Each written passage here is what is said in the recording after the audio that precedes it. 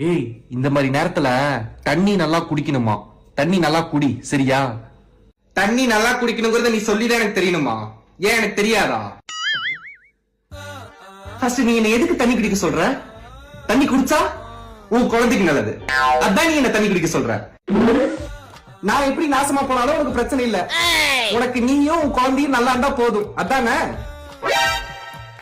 ஏன் ரோஹித் இப்படி செல்ஃபிஷா இருக்க நீ? உன்னை பார்த்தாலே எரிச்சலா வருது.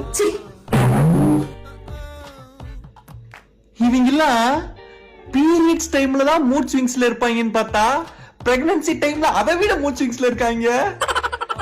பிரெக்னன்ட் ஆனதுல இருந்து எனக்கு எதெல்லாம் ரொம்ப பிடிச்சதோ அதெல்லாம் இப்ப சுத்தமா பிடிக்க மாட்டேங்குது.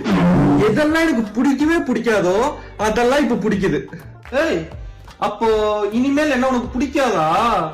சேச்சே, உன்னதான் எனக்கு எப்பவுமே பிடிச்சது இல்லையே, இனிமே பிடிக்கும்னு நினைக்கிறேன்.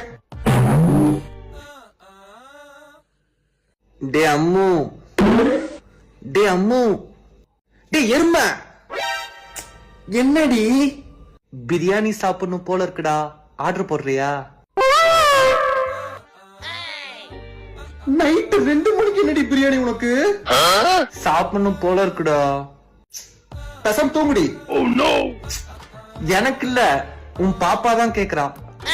பாப்பாதான் கேக்குறா, பாப்பாதான் கேக்குறான்னு சொல்லிட்டு இதே சாக்குல நீ நல்லா தின்னுகிட்டு இருக்கிற. சரி, வாய் சாப்பிட்டாலும் பரவாயில்ல, ஒரு 2 வாய் சாப்பிட்டு போதும் முடியலன்னு வச்சிடுறது. அந்த 2 நிமிஷம் கிரேவிங்ஸ்க்காக இவ்வளவு பண்ணிட்டு இருக்க நீ. இந்த பிரெக்னன்சி டைம்ல எல்லாம் நீங்க எப்படி ஃபீல் பண்ணுவீங்க?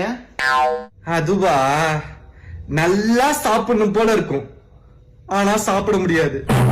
நல்லா தூக்கம் வரும், ஆனா தூங்க முடியாது. எங்கேயாச்சும் டிராவல் பண்ணணும்னு தோணும், ஆனா பண்ண முடியாது.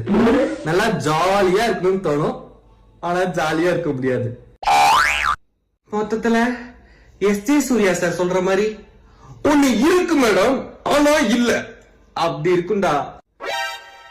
ஒன்னும் புரியல, சொல்ல தெரியல, கண்ணு மொழியில, கண்ட அழகுல